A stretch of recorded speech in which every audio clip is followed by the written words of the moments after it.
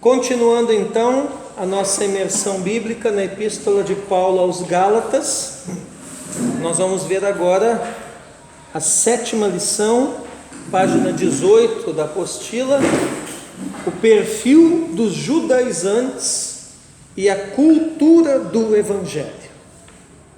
Amém, gente? Amém. O que nós precisamos entender aqui em Gálatas? É que envolve uma questão cultural. Os judaizantes estavam tentando transformar elementos culturais do judaísmo, elementos cerimoniais da lei judaica, em algo essencial para a salvação. É só isso. Apesar de Jesus Cristo ser um Messias judeu, apesar do cristianismo ter nascido no judaísmo, apesar da igreja ser judaica, no sentido de preservar as suas raízes, entenda bem, a mensagem do Evangelho é suficiente, singular e libertadora. Acho que ali singular tem que ter ali. Ela está ali? Deixa eu ver. Suficiente, né? Ali está faltando singular e libertadora. É isso? Então vai lá, Malaquias. Escreve lá. Né? Coloca aí. Singular e libertadora. Então vamos dizer juntos? A mensagem do Evangelho é suficiente, singular e libertadora. Ou seja, singular é no sentido de unicidade, não há nada como essa mensagem, ela é única. Amém? Então, a mensagem do Evangelho, pastora Vera, não precisa ou depende de nada mais além da fé em Deus, através do Senhor e Salvador Jesus Cristo, para que na manifestação da sua graça nós sejamos salvos.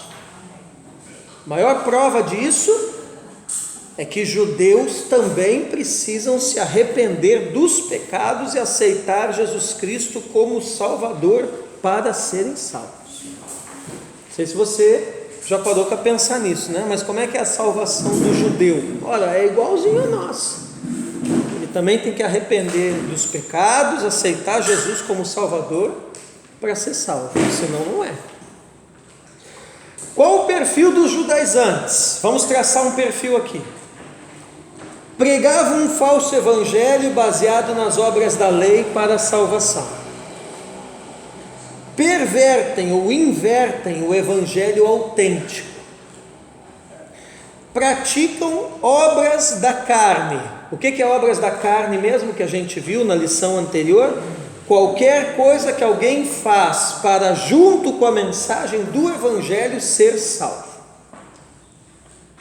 E não manifestam o fruto do Espírito. Lá de Gálatas 5:22. Vamos ler ali? Mas o fruto do Espírito é amor, gozo, paz, longanimidade, benignidade, bondade, fé, mansidão e temperança. Então Paulo não está contra a lei e os rituais religiosos judaicos, mas em defesa do genuíno Evangelho. O que é o genuíno Evangelho, gente? É toda a atividade de Jesus a favor da libertação do homem conforme a promessa de Deus.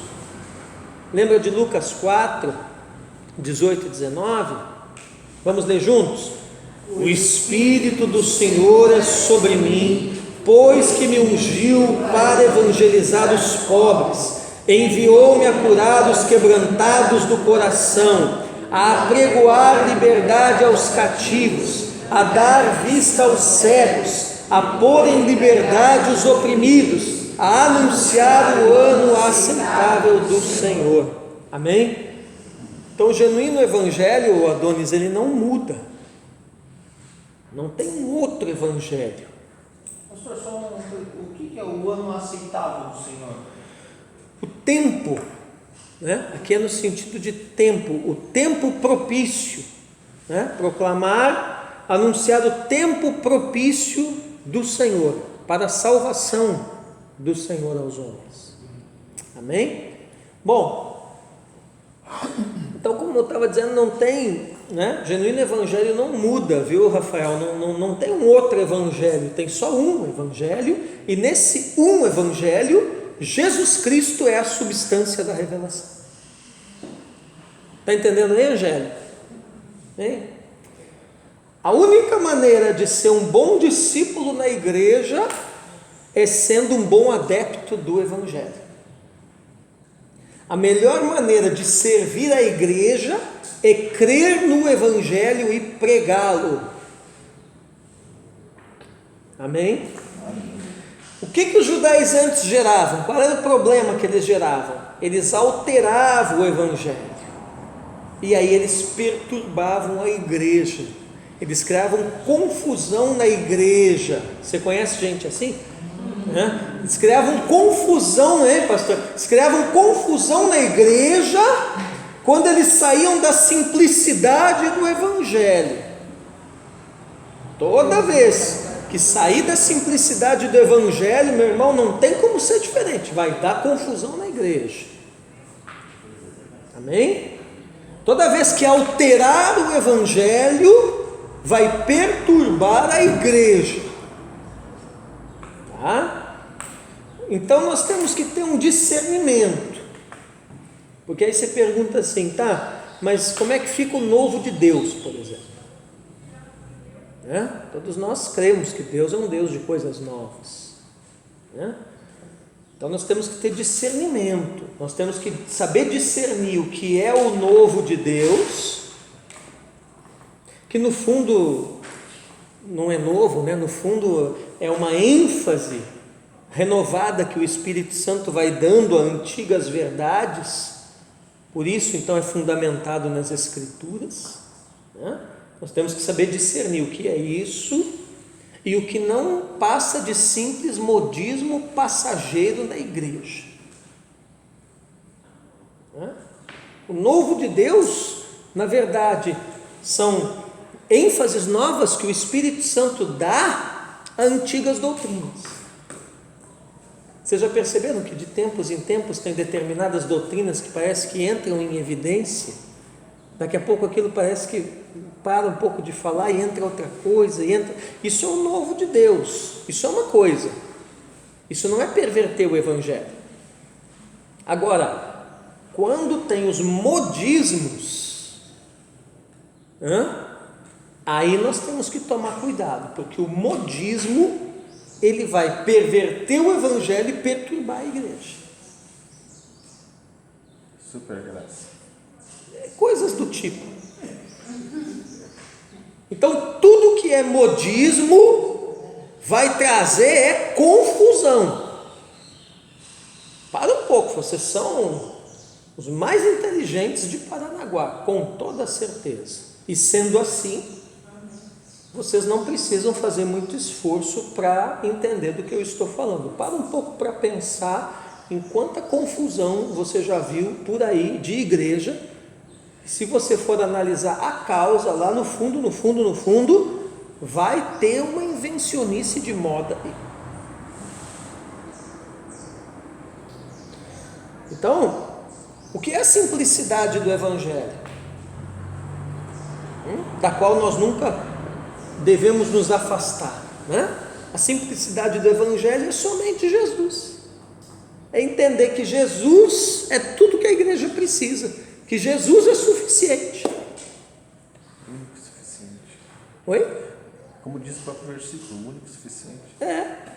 Então Paulo leva isso tão a sério, mas tão a sério, Victor, que ele diz o seguinte, que se os apóstolos, viu, Jorge, ou um anjo viesse do céu anunciar outro evangelho, que fugisse dos padrões do genuíno evangelho, deveria ser sumariamente rejeitado.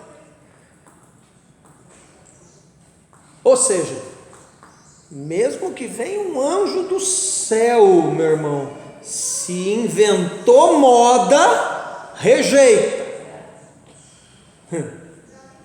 Amém? É o Gálatas 1:8, né? Versículo clássico. Vamos lá? Mas ainda que nós mesmos ou um anjo do céu vos anuncie outro evangelho, além do que já vos tenho anunciado, seja anátema. Anátema quer dizer maldito, né? Entende?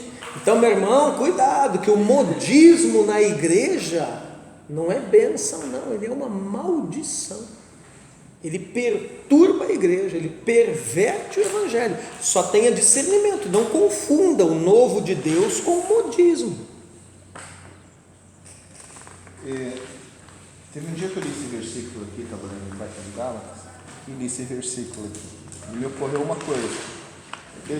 Ele estava justamente falando da questão de Jesus ser suficiente, de Jesus ser o caminho, e apontando para essas coisas.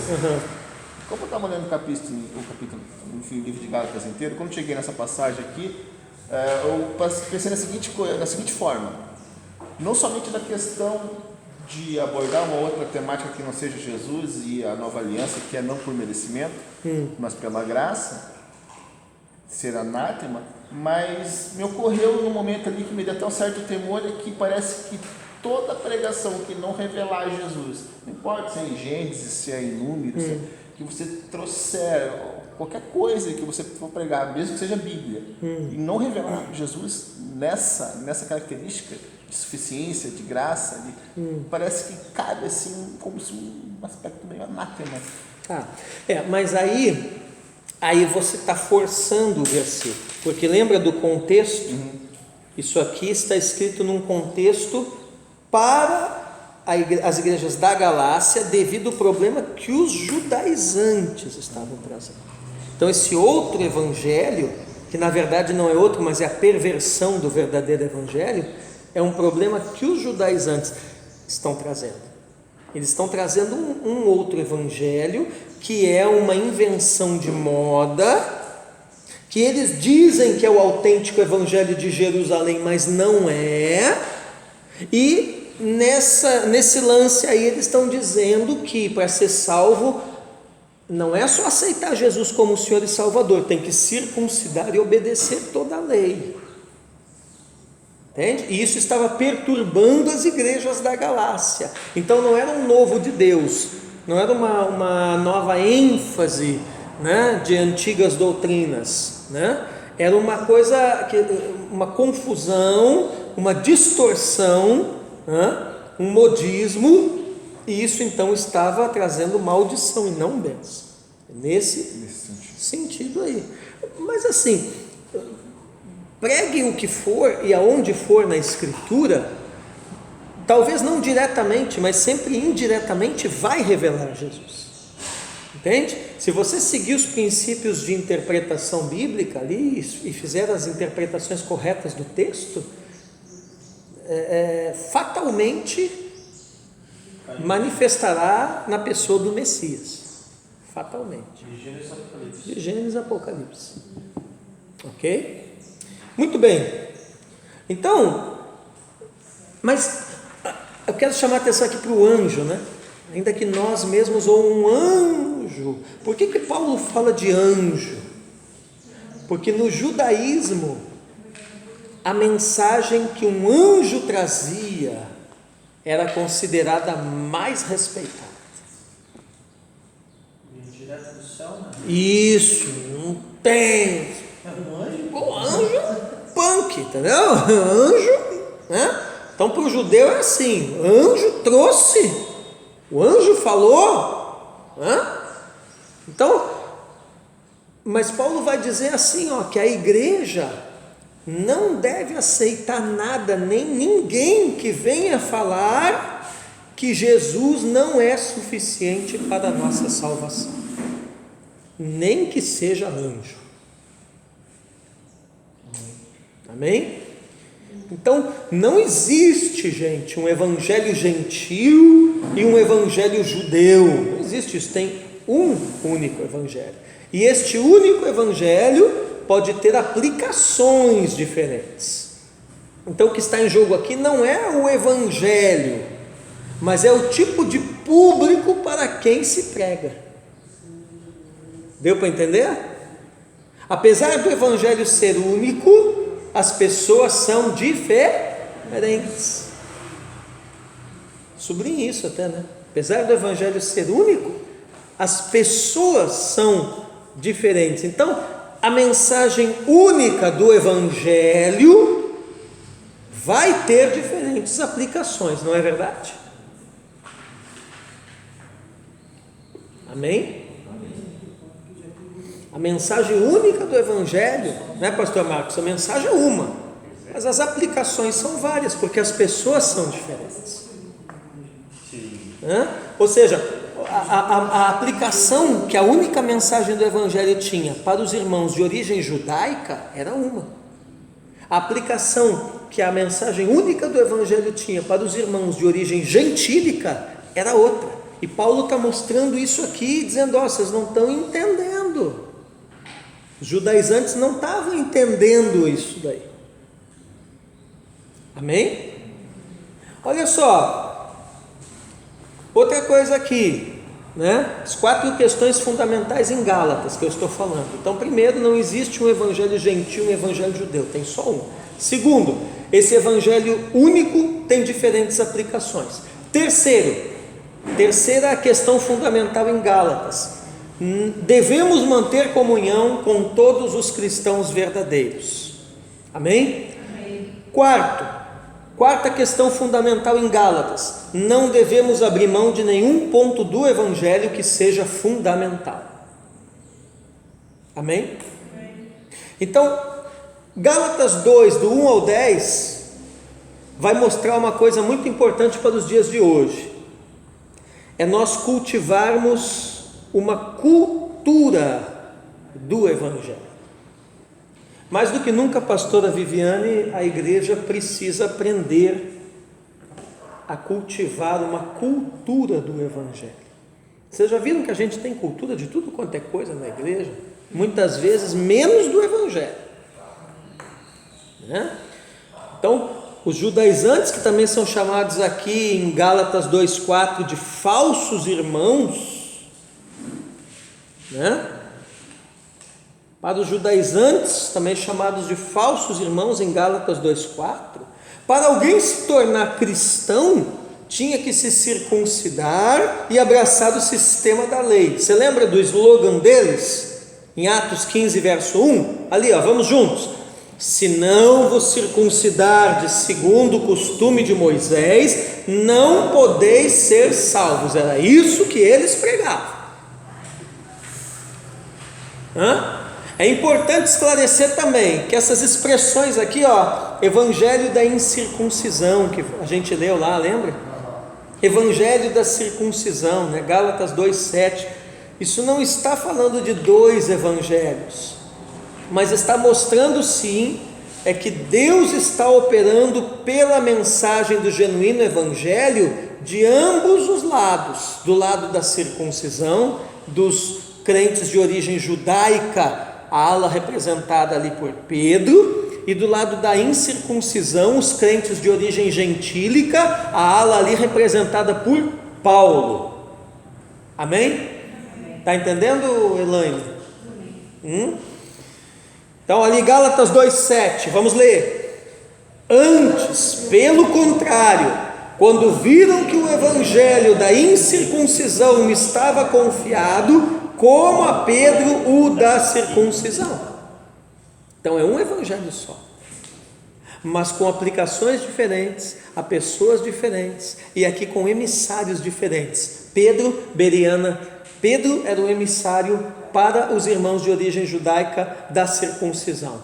Paulo era o emissário para os irmãos de origem não judaica da incircuncisão. Mas o evangelho, o Malaquias, é um só. Amém? É um só e tem uma essência. E qual é a sua essência? É uma mensagem autêntica, é uma mensagem suficiente, completa, única, graciosa, gratuita, fundamental, revelada, singular, libertadora. Olha aí, ó, 10 características da essência do Evangelho em Gálatas. Amém? Muito bem, então hoje, já indo para o fim desta lição, a igreja tem que ter uma cultura do Evangelho, e essa cultura tem que ser sem mistura.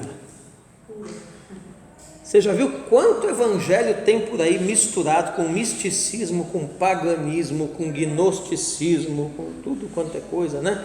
Então, Gálatas está combatendo isso daí. A mensagem de Gálatas é num sentido de nos chamar a atenção, entendeu, Victor? Para o quanto da pureza do genuíno evangelho há no que temos visto e ouvido por aí na igreja hoje. Não responda essa pergunta, só fique pensando. O quanto de pureza do genuíno evangelho há no que você tem visto e ouvido por aí na igreja nos dias de hoje. É disso que Gálatas está. Entendeu? Está entendendo? Agora eu estou trazendo a aplicação, entendeu, Angélica? Estou trazendo a aplicação agora para os dias de hoje. Toda vez que nós tivermos um evangelho, irmãos, mais a cultura como meio de salvação, o resultado é negação de Cristo. Então, toda vez que fizermos da cultura imposta um meio de salvação, junto com o evangelho, o resultado vai ser negação de Cristo. Então isso vale para judaizante, para paganizante, para quem impõe usos e costumes, ritual, objeto ungido, as coisas aí, para salvação. Amém? Isso valeu para os tempos da igreja primitiva e vale ainda hoje para a igreja moderna. Infelizmente nós temos visto por aí o quê? Muita cultura e pouco evangelho, ou quase nada, né, de evangelho. Mas eu quero que você note bem a diferença. O problema não é uma determinada igreja, um determinado segmento, Jorge, adotar essa ou aquela cultura, esse ou aquele costume. O problema não é isso. O problema é quando esse segmento, essa igreja, esse grupo, enfim, impõe essas coisas como meio de salvação. Essa pregação, Esse é a pregação da reforma. Sim, em outras palavras. Então, o que você está falando para nós é a pregação da reforma, assim, bem claro. A única diferença é que Lutero trouxe essa mensagem aqui de Paulo aos Gálatas, né? Trouxe a ênfase, né, dessa mensagem, né? A essência dessa mensagem com relação ao romanismo. Só isso. Só mudou, né? Lá em Gálatas eram os judaizantes, né? Em 1517 na Reforma eram os romanistas. Mas é a mesma coisa. Amém, gente? Amém. Muito bem. Parece simples, né? Mas só parece. Porque você viu que a linha é muito tênue. É bem profundo, né? Por isso a gente tem que ter discernimento. Então aquilo que fazemos, nossas obras, gente, é consequência, viu? É fruto da salvação e não a causa da salvação. Tem muita gente hoje fazendo com a igreja coisa muito pior que os judaizantes e nem se dá conta disso. Percebemos isso quando a motivação com a qual se ensina as pessoas é fazer algo para fazer algo para Deus, né? É barganha e não gratidão. Amém? Muito bem, então com isso nós encerramos a 7ª lição aqui da nossa imersão da Epístola de Paulo aos Gálatas, e eu quero agradecer você que está nos acompanhando aí nessa série de mensagens ao vivo aqui da restauração, né, aqui em Paranaguá, na imersão bíblica. Quero agradecer você que está nos acompanhando, lembrando, se esse vídeo abençoou, edificou a sua vida, aquele like e também clicar no sininho para ativar as nossas notificações, e você está convidado a se inscrever no nosso canal. Deus te abençoe, até a próxima lição, em nome de Jesus.